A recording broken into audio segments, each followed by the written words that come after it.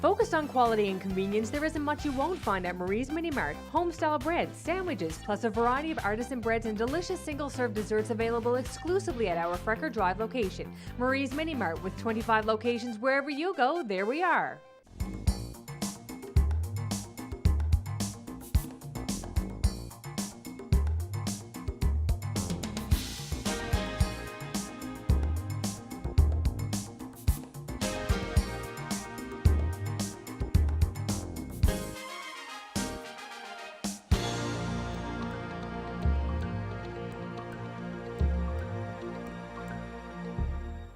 Welcome to the special youth edition of Sharing Our Cultures. On today's show, you'll meet remarkable young people who are going to share their cultures with you. Our first presentation is about France, and it's by Juliette Mini. Hello, my name is Juliette Mini, and I am doing a presentation today on the tradition of the galette des rois, or king cake in English, in France. So the galette des rois is a cake that it's based with puff pastry, and it's stuffed with a filling of usually marzipan, but there's also, like, this one is a chocolate version. You can have apples sometimes, or fruit and cream. There's lots of different things that go inside of it. And the tradition is that inside of the filling, there's a little, we call it a bean in French, or a fève, because they used to put a real bean inside the filling of the cake. But now, it's evolved to become little porcelain figurines that are going inside the cake. So it's a religious tradition, so it's usually celebrated as part of Epiphany, which is either the 6th of January or the first Sunday after the 1st. And so originally there were little more religious figurines, like a little wise man or something.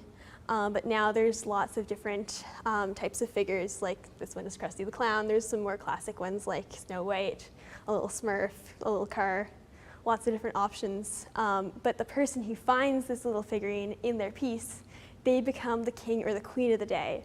So they kind of get the glory for the day. They get to wear like a little crown. But it's also their job to make the next year's cake, or where it gets interesting is that they can also choose to do it the next week. So in France, in my dad's family, one year it went all the way till Easter, because every week they just chose to do that the next week, and it went on for a really long time, and it was quite funny. So there was a celebration in ancient Rome called the Saturn Festival, and so they believed that there was this god, Saturn, who is the god of like disorder. So they believed that if they had a servant become a king for the day, then they would kind of like mess up the god Saturn, and then he wouldn't play any other tricks on them. So that was kind of like how they made sure that nothing bad happened in their year. And that tradition kind of keeps going, and it's turned into more of a Christian celebration for Epiphany, which is interesting. So to separate the pieces, to give everyone an equal slice of the cake, since sometimes when you cut into the cake, you can see which one has the little figurine in it. The tradition is that the youngest person in the family hides under the table, and each time a piece is cut, they'll name a guest to get that piece. And so before handing out all the pieces, the cake is cut into the number of pieces that there are people, plus one. So that piece was like traditionally given to like the first like person to come by afterwards. It's called the like Parle du bon Dieu, so like the piece for like the goodness of God a bit. There's also a lot of different countries, not just France, that celebrates. There's French-speaking countries that celebrate it, like Switzerland, or like in Canada, Quebec also celebrates it, but there's also other countries that have their own version.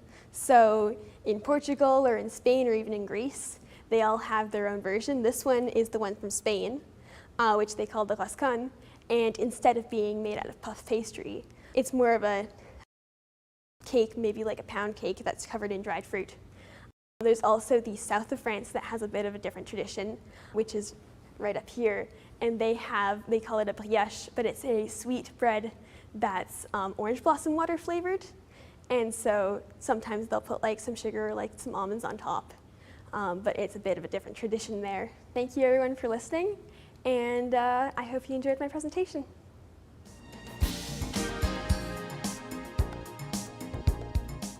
Welcome back to Sharing Our Cultures, the Youth Edition. You just watched a presentation about France. Now you're going to meet the creator behind that presentation, Juliette. Welcome to Sharing Our Cultures, Juliette. Thank you very much for having me. Oh, it's a pleasure. And now we'd really like to find out more about you. So tell us, why did you decide to do your presentation on France? Well, my father is from France, so there's a lot of traditions that we have in our household that come from France, and I thought that it would be really interesting to do a project on that and share that with people. Okay, and so why do you think that's important for you to share your French culture? Well, I find that especially in Newfoundland, it's really a minority of French here, and French is one of Canada's official languages, and it's a lot of people, when you say that you're a French Canadian, they think that you're from Quebec, but they don't think, oh, maybe you're from France or you're from another province, you know? And so I think it's important that there's a lot of different cultures inside that one French culture, and everyone who speaks French has a different version of it, but there's things that we all have in common, and so I shared my perspective a bit. Okay, and that was fascinating. We just watched it. Thank you very much. Yes, and something else we'd like to find out about you is your interest in languages. So tell us more about that. Well, my aunt is Portuguese, so about 4 years ago in 2018, I decided that I wanted to learn Portuguese. And I've always really wanted to learn a language, so that was a bit what inspired me to start. And then a few months ago, in January, I decided that I wanted to learn Spanish. So now I'm working on my 4th language, and it's kind of my goal to get to at least 5. It would be really awesome to be a polyglot. All right. So why do you want to be a polyglot? Well, you know, the whole sharing our cultures thing, cultures really fascinate me, and there's more than 7,000 languages in the world, and it's really amazing to think that every single language and there's cultures inside of those languages. They all have their own ways of doing things. And by learning other people's languages, I can communicate to them better. And I feel it's different. There's a quote, which is that you can speak to a man in a language he understands, and that goes to his brain. But if you speak to a person in their language, that goes to their heart. And I really wholeheartedly believe that, and I think it's important. Yeah, that is true. I do agree with you as well, that it is important because people can express themselves in the language of their heart even a lot better than a language that they've learned. Absolutely. Right, yes. Now, I know you're very passionate about so many things. You're a musician as well, so tell us what instrument do you play, and why did you want to play that instrument? Well, I play the accordion, and I always really liked the accordion when I was little. It was an instrument that really fascinated me, with the buttons and the opening and closing. And so when I was 8, I started taking lessons, and so now I play traditional music on the accordion, and I've played at different events like the Folk Festival or even Sharing Our Cultures. So that's great. So was there anything you found challenging when you were learning to play the accordion, or now that you play the accordion? I think that a big challenge is that a lot of people don't know, but accordions are a bit different when it comes to playing with other instruments, because, well, there's a set key. So my accordion is in C and G, but if another accordion wants to play with me, it's not so simple if they're in D, for example. And it also, we don't follow sheet music, so it's not traditional sheet music. So if we want to play with another instrument, it's not always easy to coordinate. All right, so you play more by ear, Yes, so to yeah. speak. Okay, Yeah. all right, that's great. Now you're passionate about so many things, but what do you enjoy spending your spare time doing? I really enjoy reading and cooking. I'm also really passionate about the environment. Okay. Tell us more about that. So what do you do with that passion that you have? I am part of a program called Well Outside, and I have more than 120 volunteer hours of helping out with different things regarding the environment. I've been part of different beach cleanups, helping at community gardens, things like that. Right. Okay. So do you think there will be different things you will do in the coming days, coming months? Yes. Well, there's the annual cleanup that's happening with our group in a little while, and we also are planning on doing some more cleanups, maybe on the East Coast Trail or things like that. Well, that's great. Thank you so much, and thank you for being here today and for all that you've done and all that you continue to do. Thank you. Thank you very much. You're very welcome. And Sharing Our Cultures will be right back.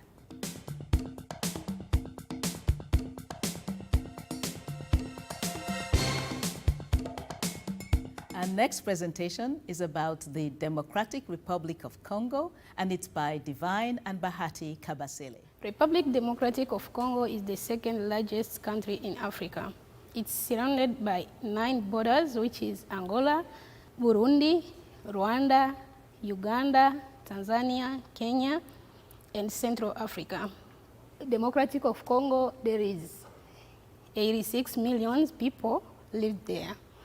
So in Congo, we have 242 languages spoken there, and the top 3 languages is Swahili, French, and Lingala. Here to talk about our traditional clothing. We have different clothes, we have different materials for those who are poor, for those who are rich, and for those who are not very rich. So we have different material for everyone. One of the material, like the one that I'm wearing here, and I made it by myself. So like this one here, it is for those people who are poor. Like if you can see it, it is not that.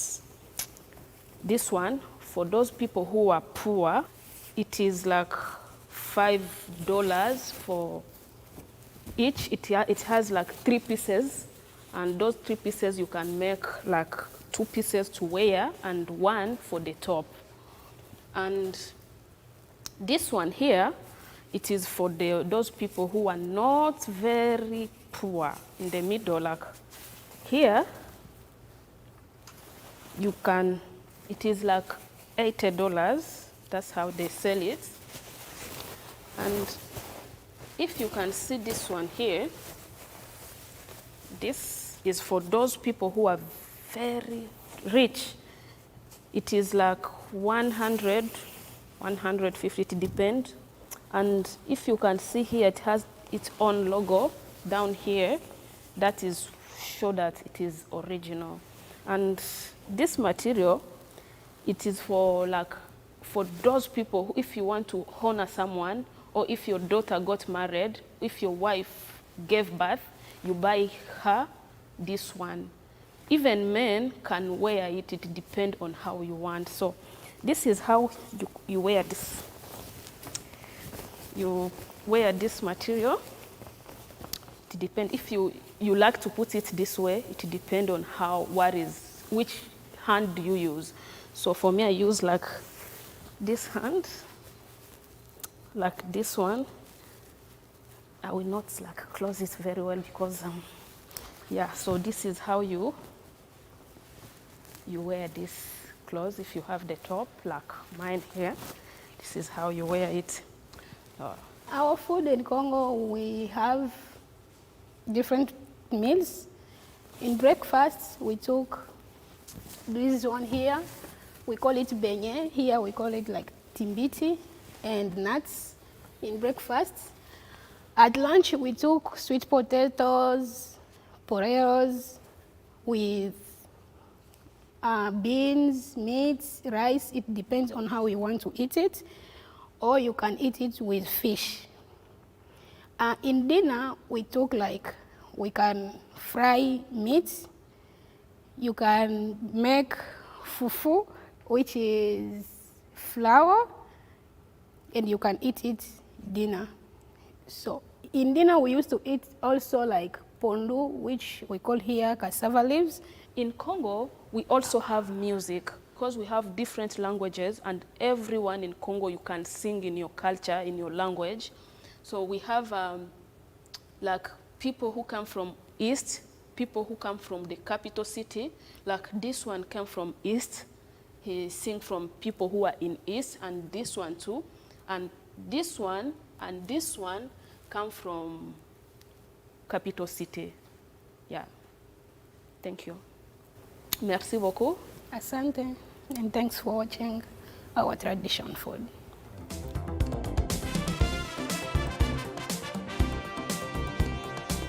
Welcome back to Sharing Our Cultures, the Youth Edition. you've just watched a presentation on the Democratic Republic of the Congo.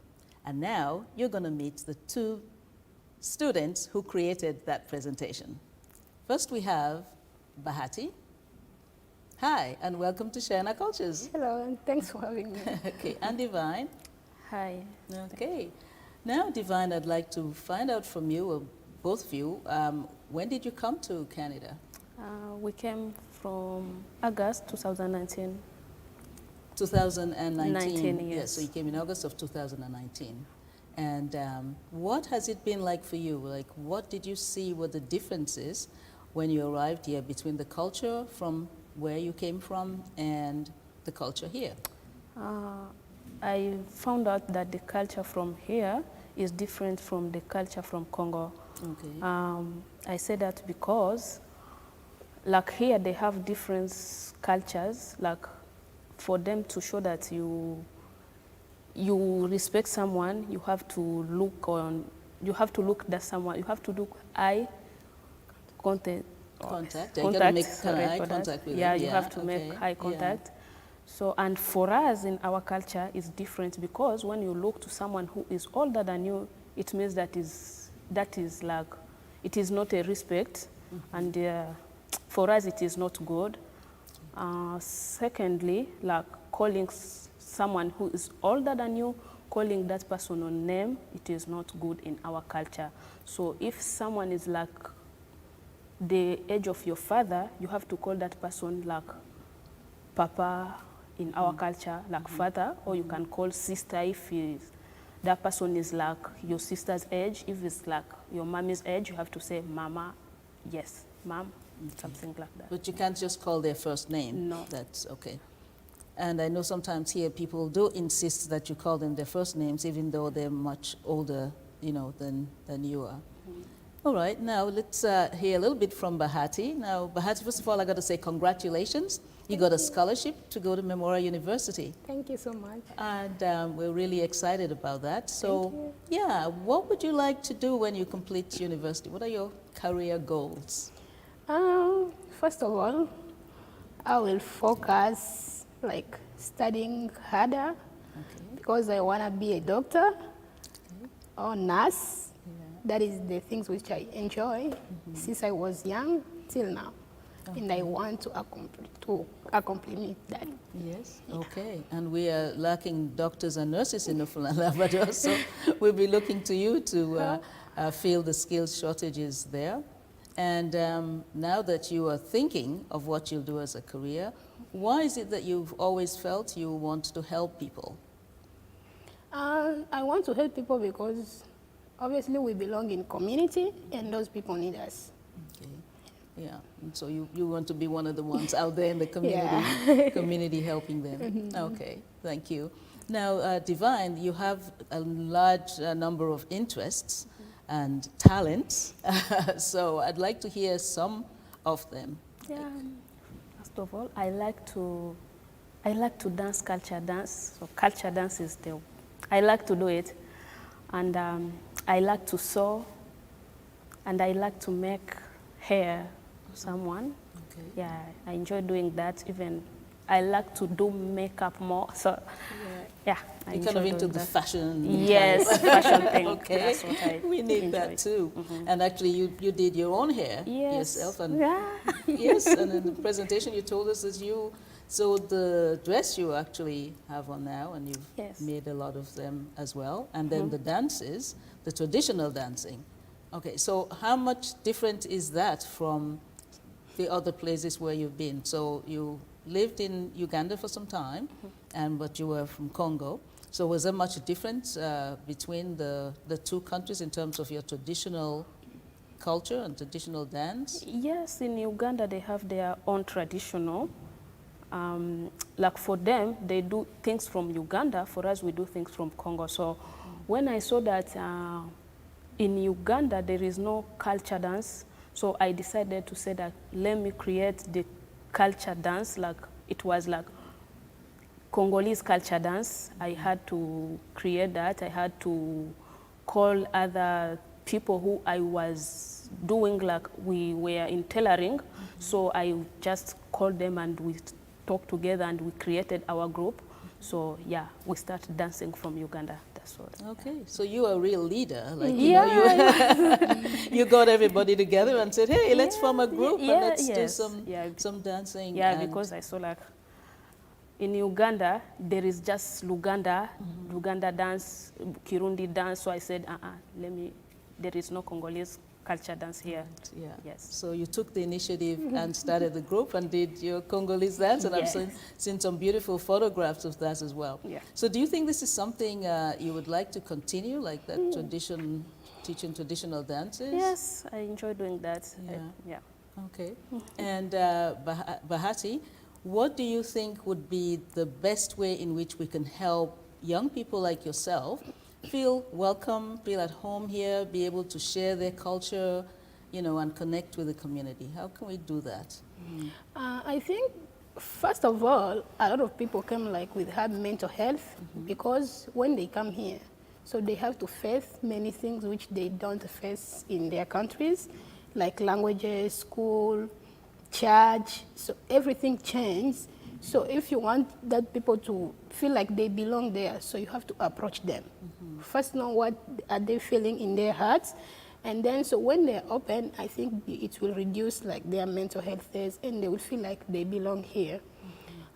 Example, like it was me, when I came here, I was like, oh my God, this is as a place, new people, new things, new traditional, new culture, and that was very hard.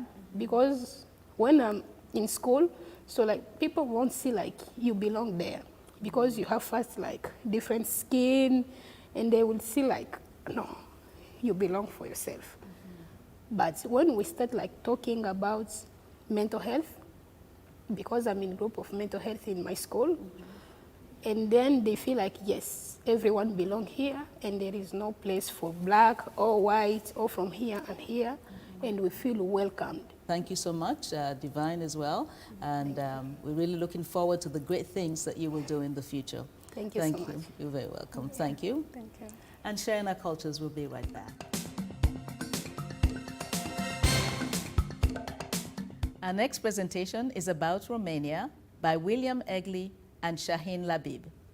Hi, my name is William Egli. I am from South Africa, and my mom is from Romania. And my name is Shahin Labib, and I'm from Egypt. So we decided to do our project on foods in Romania, but more specifically polenta and sarmale.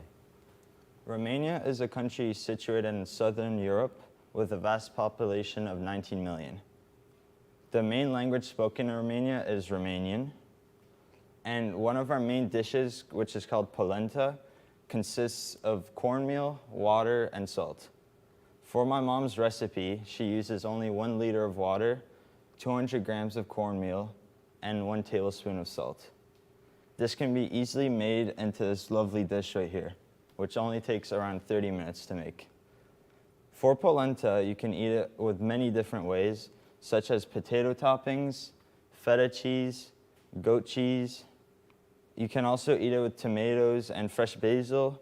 And for a lot of people, they like to also have it as a dessert, which is a lemon cake right here. Now sarmale, which is over here, is actually considered to be Romania's national dish, but that's originally from Turkey. So it's basically cabbage rolls. So that's not an easy dish to make, but if I could summarize it into 3 steps, basically. The first step is we prepare the filling. So that's usually rice and seasonings and different meats and stuff. And then we prepare the leaves. Then you prepare the cabbage, and you roll all of that stuff up. You put it in the oven to bake, and once it bakes, you pour this red tomato sauce over it, which is what we see in this picture right here. And that's also good to be eaten with Greek yogurt and sour cream, or sour cream really. And you could also have it as a side with bread or freshly cooked polenta. So that's everything for our presentation. Thank you for listening. And mulțumesc, which means thank you in Romanian.